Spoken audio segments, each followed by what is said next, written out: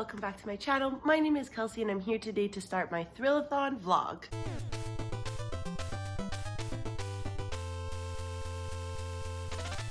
What's up? Editing me again. In every single clip of this vlog, it looks like I'm wearing the exact same top and I'm in the exact same spot. I am in the exact same spot, but the tops are different. I just have a lot of black crew necks and it just looks like it's the same day every day, and I'm sorry. So it is actually Tuesday, October 12th, and the readathon started on October 9th. But if you don't know this about me, I am Canadian, and this weekend was Canadian Thanksgiving. I am also a child of divorce, so I have 3 families to visit for Thanksgiving. It's been a very busy weekend. I did manage to read some things which I will get into, but I haven't had a chance to start this vlog. Would it have been fun to record some b-roll and have something of substance to offer?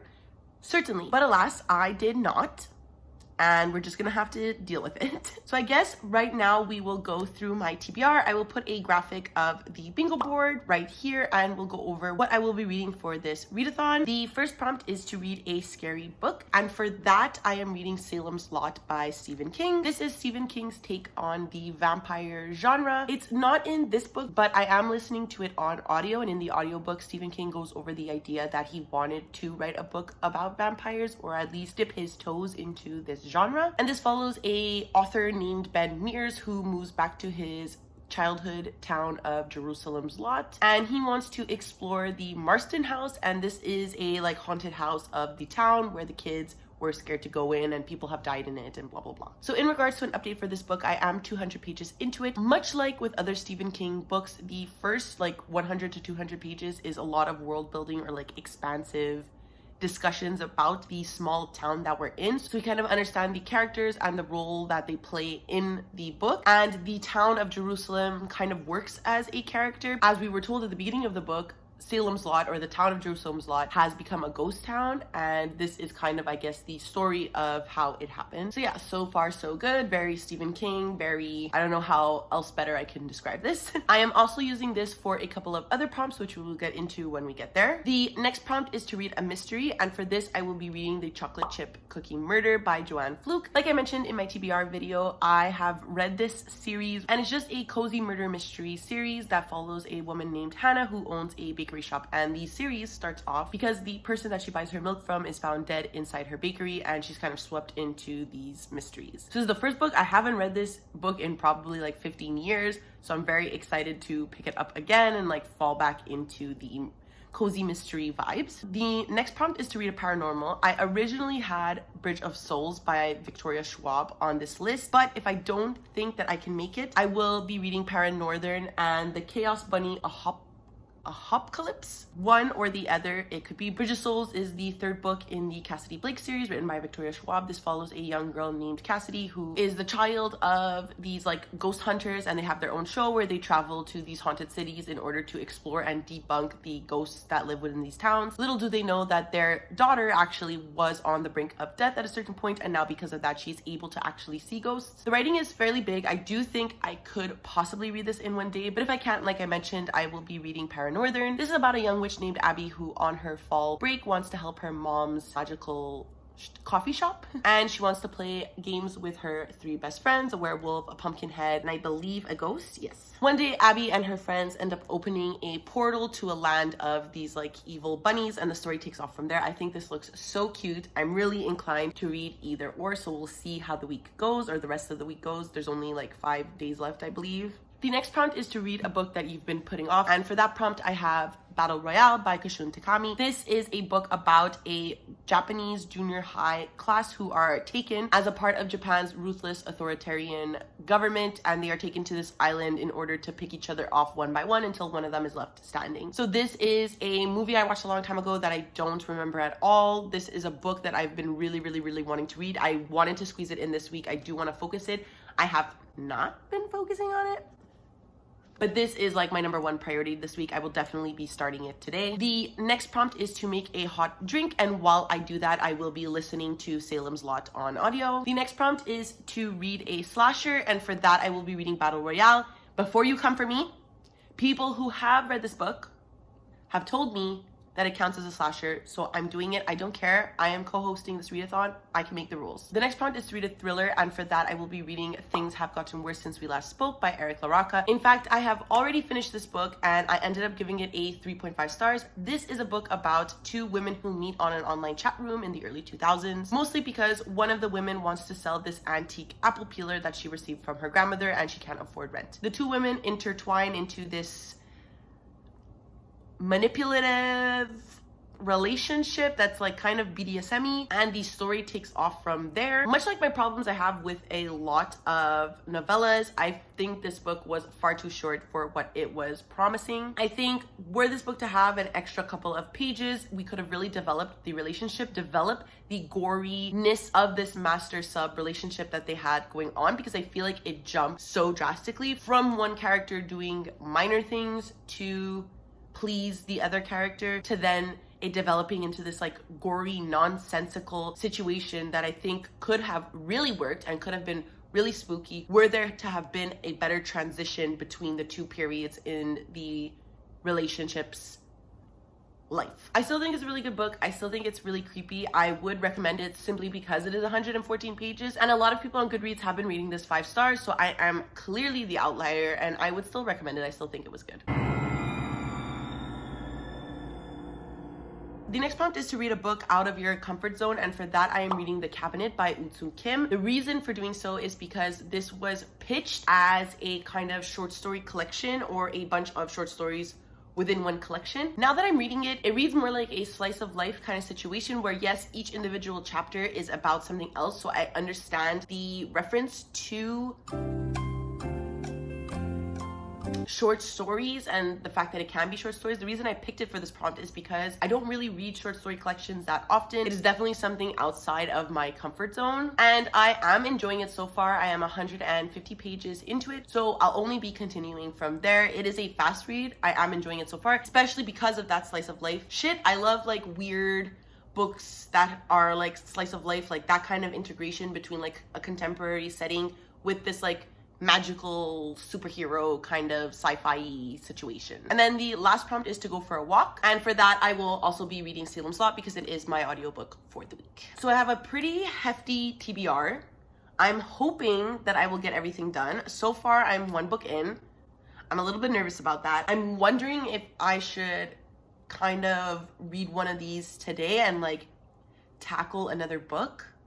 I don't know. I don't know if I should focus on the bigger books. My goal was actually to read Battle Royale in like 24 to 36 hours. So I'm wondering if I should really tackle this today. I might. I don't know. I don't know if I should finish The Cabinet. I don't know what I'm doing.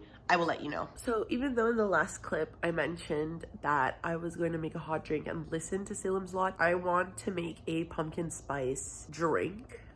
It'll probably be David's tea, but I want to make this drink because my nose is so blocked. And currently, I am reading Battle Royale. I'm 32 pages into Battle Royale, and I think I just want to like drink a hot beverage to relieve myself because I'm doing sprints tonight. Drinking a nice hot beverage and cracking down on Battle Royale.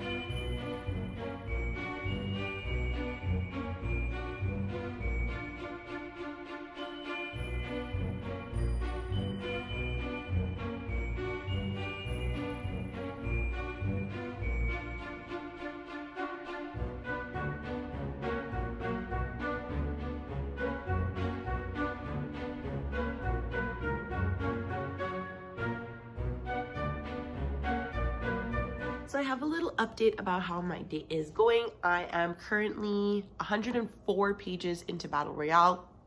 really enjoying this. Like, is it misogynist in a way that like 1990s Japanese cinema manga is? Yes, absolutely. However, I don't know what this says about me, but I just love this concept. It's like how I love the Hunger Games. I just love this idea of this totalitarian government coming in and controlling people and making them do horrific things. I think it's really interesting. It's an interesting discussion. I am addicted. I think this is by far the easiest writing I've read so far for this vlog for this week, and I'm really enjoying it. I have like literally no complaints right now besides the misogyny, but that was expected. I have quite a bit of cleaning to do today. I have some dishes that need to be put in the dishwasher. I need to clean the bathroom. So I'll probably be listening to Salem's Lot while I do it. I just think it's an effective way to utilize my time, especially because 3 days out of this readathon, I wasn't doing anything. So I'm really hoping I can utilize this because I have quite a big TBR and I'm starting to get scared about it. So hello. So I'm currently 1 bottle of wine in, but also on reading sprints with my friends Tiana and Haunani. Yeah. Join us. Let's go. Everybody, January 1st, we're doing it. Yeah. And we are just started. We are in our first sprint. I am currently reading The Cabinet by Eun Kim, and so far I have read 3%. It's not as quick as yesterday. I think I had really a rhythm of what I was reading yesterday and I really got into it, and now I kind of staled. I'm kind of behind. I'm kind of also drunk. So I don't know if that has to do with it, but we'll see. We'll see if I get back into it. We'll see if we get into the flow, and we'll see if I enjoy it, because according to Kindle, I have 1 hour and 53 minutes left.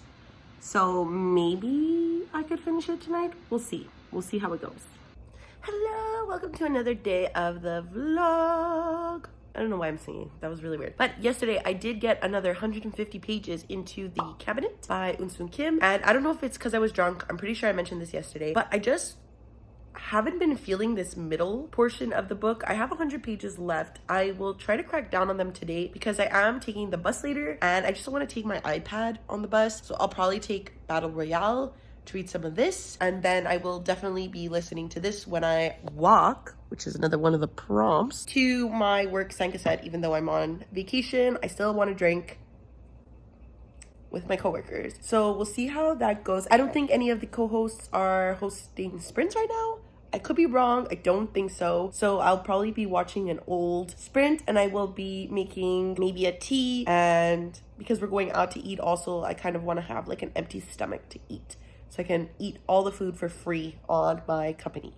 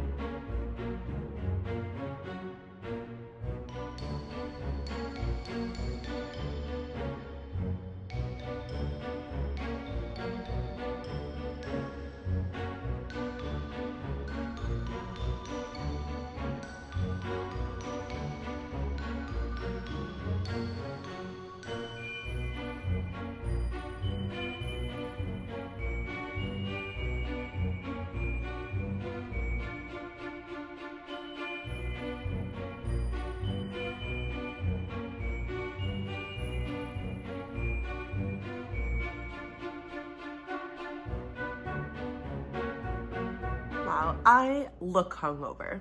So update, I went out with my coworkers yesterday. We came home late. Thankfully, I'm on vacation this week and I didn't have to go to a 9 a.m. meeting this morning because, oh my God. And I walked around today like this. Oh my God. Anyways, in terms of updates of my reading, yesterday I did finish The Cabinet by Eun Kim, and I ended up giving it 3 stars. It wasn't exactly what I was expecting from the book. So I really enjoyed the first third of the novel, as I think you saw from the beginning of this vlog. It was really like captivating and engaging because it was different stories that followed the different like supernatural people, and I thought that that was really interesting. Where the book falls apart for me is where it starts to become this like mystery, like gory trauma book, and I was just terrified by it, to be honest. it becomes more of a story of Mr. Kong, the main character, and the repercussions that he experiences from partaking in this research. He isn't a interesting character to follow, and so the quirky charm of the beginning of the novel really loses touch at this point, around like the 40 to 50% mark. The body horror I do want to mention was really gruesome, and I enjoyed that aspect. It was a horror aspect that I didn't know was coming and was there. I thought it added a nice twist to the monotonous end of the book that I was feeling. So I gave it 3 stars. It's not my favorite book that I read, but alas, it is what it is. Today, as you saw in the previous clips, I did go for lots of walks. I went to go visit my friend. So I am 100 more pages into Salem's Lot, and I am at page 400.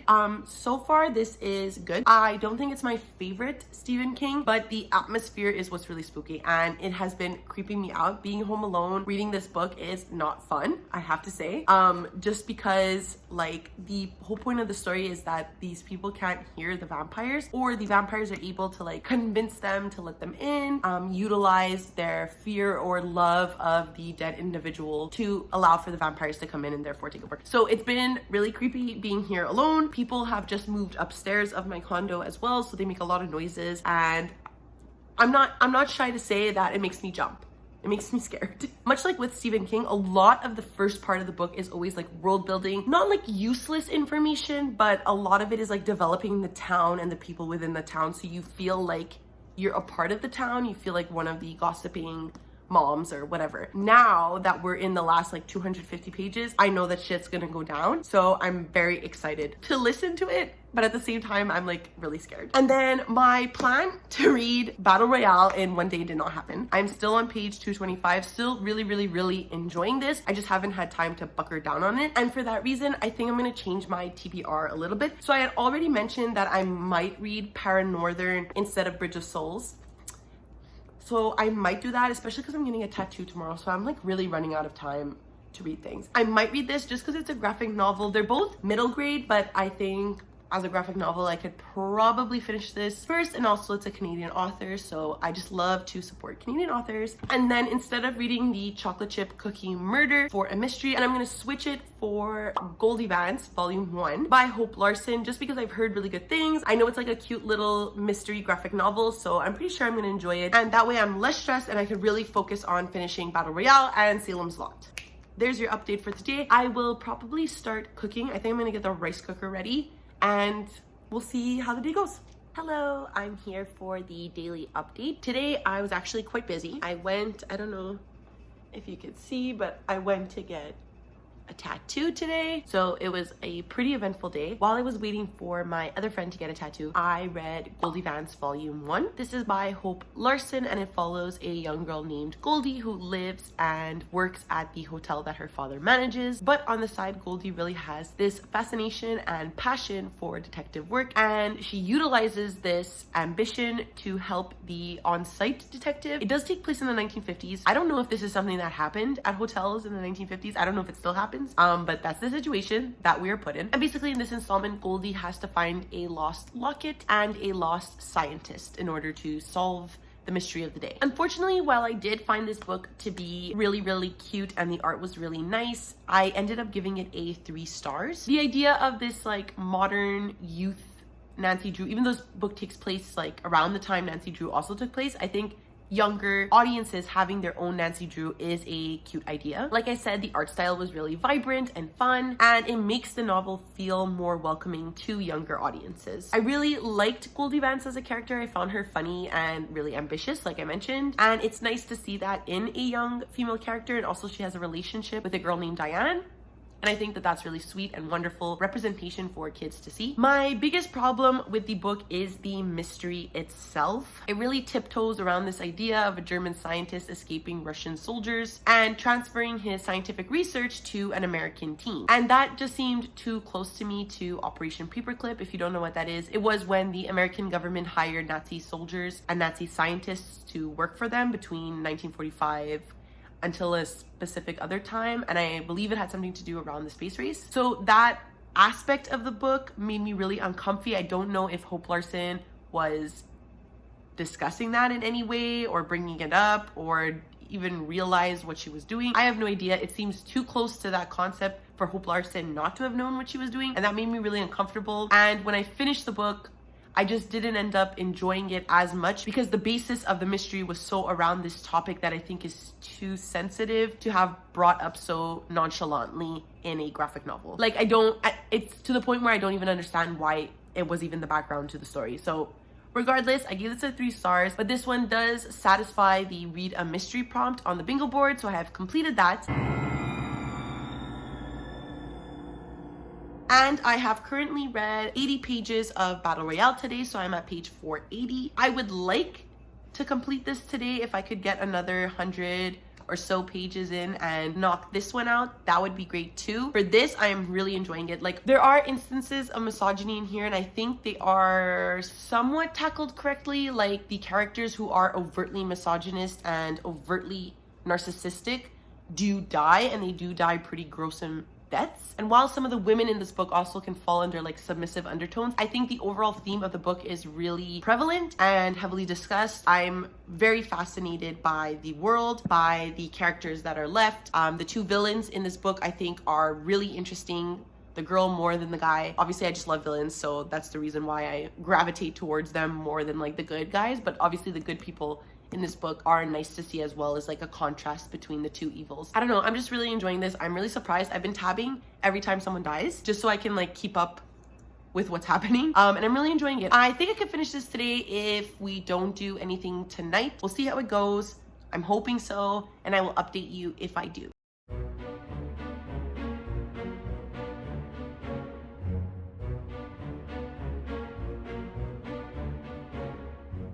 So I'm here to just close out this vlog. If I look tired, it's because I am returning to work after a week off. Not the easiest thing, not the thing I enjoy at all from vacation time, but we're just gonna close this out because I did complete the bingo board. I'll put it right here. I am super happy with this accomplishment. So we're just gonna go over the books that I read, a little summary, and close out the vlog because I don't think I talked about my feelings of Salem's Lot. I did complete this for 3 prompts. It ended up covering my paranormal prompt just because once I was done, I just did not feel like reading anymore. So this completed read a scary book, read a paranormal book, and going for a walk. I did listen to this on audio throughout the week, and I walked several times to fulfill this prompt. In regards to how I felt about it, I did end up giving this a 3 stars. It's definitely one of King's spookier works, but absolutely not one of my favorite reads. Like with all of Stephen King's books, the atmosphere was really spot on. The town of Salem's Lot was super creepy. The idea of these monsters coming in, these vampires taking over the town, taking over the town's people was super creepy. Obviously, one of the days in the vlog, I was cleaning my house and I was avoiding mirrors because I was like, I don't want to see if anything is behind me. It was fucking creepy. So I do appreciate that aspect, especially in the book. I forget who the narrator is. I will put it here if I remember to do so. The narrator did a fantastic job. I love listening to Stephen King on audiobook just because I find his narrators are extremely talented and they really add a spook factor to his books. The cast of characters in the book is really big, so that's one of my complaints about the book because I just feel like you can't really focus on one of the characters. I didn't really enjoy any of them except for the high school teacher, Matt Burke. I think he was the most interesting character. I really didn't care about Ben Mears, who is the main character. I just felt like he was a background character to his own story. Whatever happened to him really didn't make a difference to the overall plot. Like, even if he would have died or something really bad would have happened to him, like the story would have still went on. So I don't know how to perceive him as a main character because I felt like the book itself wasn't making me care about him. Jerusalem's Lot or Salem's Lot was the main character of the book, and the town in general was what I cared about, but not the individual pieces of the town, if that makes sense. The setting is what kept me really engaged in the plot, and like I said, the atmosphere was there. But other than the moments with the vampire in like the second half of the book and the eerie moments in the beginning, the book didn't do a lot to provoke me or at least get some sort of reaction out of me. So I did end up giving this 3 stars, like I said. Finally, the last book I read, my favorite book of the week, Battle Royale by Kushun Takami. I read this for read a book you've been putting off, making a hot drink. I read this a lot while drinking some tea, and also to read a slasher. Listen, I know by genre definition, this is not technically a slasher. However, there is one character in here. First of all, the fact that they have to be one at the end. They have to be the final girl. So that in and of itself made this a slasher for me. But after reading it, there is two characters really, who are literally hunting students. And for me, that's like serial killer level. So this is a slasher. Sorry to everybody who doesn't believe me, but it's just the way it is. I've gushed about this already. I don't think I need to get into it anymore. Would be a 5 stars. The slight misogyny that comes from the 90s is kind of prevalent in here, but other than that, this was absolutely phenomenal. Definitely one of my favorite books of the year. I might bump this up to a 5 stars just because I can push past it a little bit, the misogyny. I had the best time reading this. This was the most fun I've had reading a book in some time. It was definitely the most fun I had reading a book this week. Absolutely phenomenal. I would highly recommend it. I think even though it's a chunker, it's 600 pages. I flew through this. I think it was such a fast-paced but well-paced fast pace, if you know what I mean. If you can handle kids killing each other to a much gorier level than The Hunger Games, let's say, I would recommend this. Yeah, absolutely adored this. The first book I read for the week was Things Have Gotten Worse Since We Last Spoke by Eric LaRocca, and this I read for the thriller prompt. Much like how I summarized it in this vlog, it was okay. I gave it a 3.5 stars. It was super gory and super weird, but I feel like due to its novella nature, there was a lot left to be desired. I feel like the relationship progressed too quickly for the spooky and gorier parts to be as effective as I think they were intended to be. I think if there was an additional, because it's written in IM, I think you can develop a relationship much faster that way when it's only in dialogue. So I feel like were this book to be maybe 20 to 50 pages more of conversation of the two main characters bonding, the ending, the last plot point, would have been much more effective in my opinion. After that, I read The Cabinet by Eunsoon Kim, and I gave that 3 stars as well. I read this for book out of your comfort zone simply because short story collections are not really my forte, not really something I lean towards. I often have problems with short stories and novellas just because I like lengthy books. I like a lot of development, and short stories don't provide that really. What actually is funny about this book is that I was enjoying these short snippets of the weird characters because this book is focusing on people who have these like powers and that humans are advancing and they're developing these like supernatural concepts, ideas that they're taking on. They were the most interesting part of the book, and the little chapters that were about them was fascinating to me, and I liked only having a glimpse into their life, where instead the main character, Mr. Kong, I really couldn't care about him at all. And when the second half of the short story collective stories start to connect, I didn't really care anymore about Mr. Kong because I was like, the beginning portion focused a lot on different people, and yeah, okay, like Mr. Kong was there and like whatever, we knew what was going on with him, but the latter half focused so much on him that I was like, I don't really care about this man, to be honest. So I gave that a 3 stars. It wasn't my favorite read of the week either. Then in order to fulfill the read a mystery prompt, I read Goldie Vance Volume 1 by Hope Larson. And again, this was a 3 stars or a 3.5. I gave this a 3 stars. Like I mentioned before, I think it was a really cute graphic novel. I think the art style is really cool. I think Goldie Vance is a really cool main character. What I couldn't put past in this book is the convenience tiptoeing around Operation Paperclip, which I just think is a weird thing to put in your book and not really have any commentary on it and make what is the Nazi scientist into a good guy. I think that's an oversight that I'm not too sure Hope Larson should have brought up in her book. I don't want to talk about what people can and cannot talk about, and I don't want to discuss like bringing things into books and like what are authors not allowed, blah, blah, blah, blah, blah. But I do think when bringing in a topic such as Nazi scientists being hired by Russia and the United States during the Cold War is something that is so important to our history, is such a sensitive topic to discuss, that I think it was just brought too lightly for me to push past. I don't blame other people for not noticing this thing. In addition to being European descent, it is something that I think a lot of us are aware of. My community, a lot of us are descendants of people who survived World War II. So it's just a touchy subject that I don't blame people for not noticing, but it is something that I did and I couldn't push past. And yes, the writing was cute, the art was cute, the characters were cute.